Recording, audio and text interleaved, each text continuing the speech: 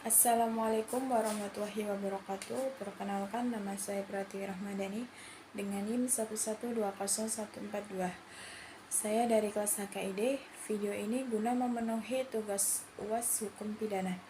Pada video kali ini saya akan menjelaskan tentang bagaimana cara menganalisis perbuatan seseorang menggunakan ilmu hukum pidana material dengan baik sesuai syarat dan konsekuensi atas perbuatannya, sehingga dapat mematuhi aturan yang berlaku di Indonesia.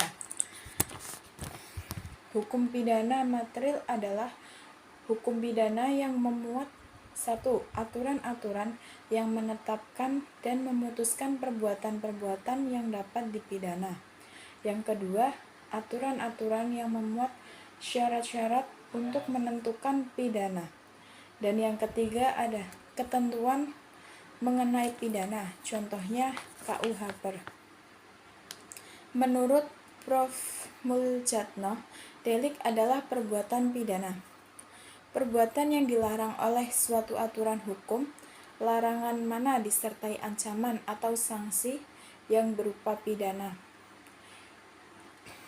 Larangan ini ditujukan kepada perbuatan, yaitu suatu keadaan atau kejadian yang ditimbulkan oleh kelakuan orang atau perbuatan seseorang.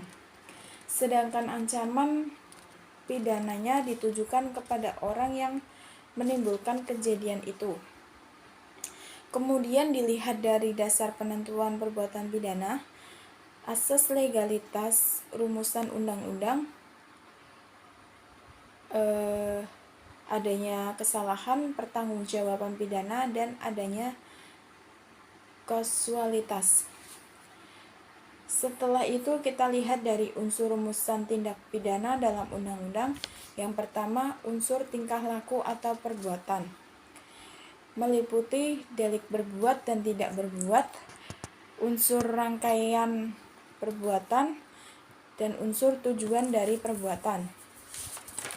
Yang kedua, ada unsur melawan hukum, meliputi melawan hukum formil dan melawan hukum material.